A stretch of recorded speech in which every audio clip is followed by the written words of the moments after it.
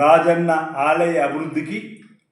మరో 99,40,00,000 రూపాయలు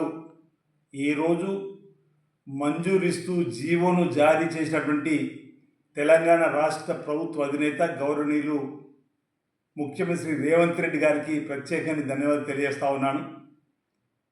గతంలో 2023-24 బడ్జెట్లో 50 కోట్లు, 2024-25 బడ్జెట్లో 100 కోట్లు, ఇప్పటికే 150 కోట్లతో వేముల రాజన్న ఆలయాన్ని అభివృద్ధి పథంలో తీసుకుని పోయే క్రమంలో శృంగేరి పీఠాధిపతి శ్రీ శ్రీ విధుశేఖర భారతి గారిని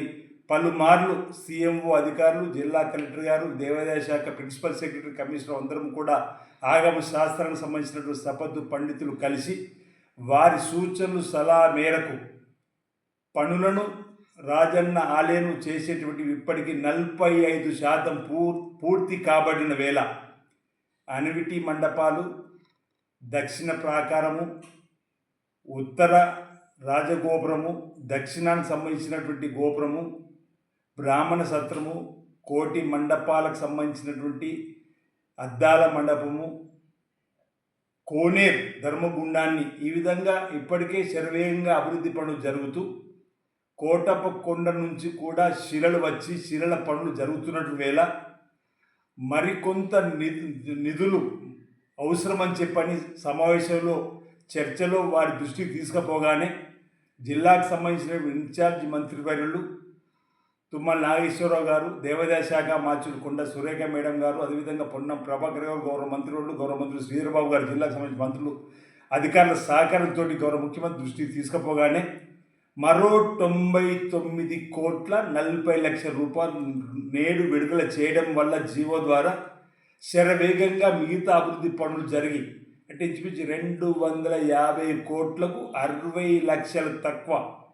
249,40,00,000 రూపాయలు ఇంచుమించు 250 కోట్లకు సంబంధించి నిధులు ఈరోజు దేవాలయానికి వెచ్చించుకోవడం వల్ల పనులు మరింత శరవేగంగా జరిగి రాజన్న భక్తులకు స్వామివారి దర్శన భాగ్యాన్ని మరో 100 ఏళ్ళకు కాదు మరో 1000 ఏళ్ళకు సరిపడేటువంటి అమలు కార్యక్రమాలు చేసేటువంటి సందర్భంలో ఆగమ శాస్త్రము భక్తుల యొక్క మనోభావాలకు అనుగుణంగా జరిగేటువంటి పనులు మరింత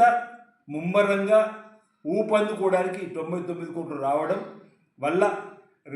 గౌరవ ముఖ్యమంత్రి రేవంత్ రెడ్డి గారికి రాజన్న భక్తుల పక్షాన మా ప్రాంత ప్రజల పక్షాన నేను ప్రత్యేకంగా వారికి ధన్యవాదాలు తెలియజేస్తూ ఆధ్యాత్మిక వాతావరణం పెంపొందించే కార్యక్రమంలో భాగంగా తెలంగాణలో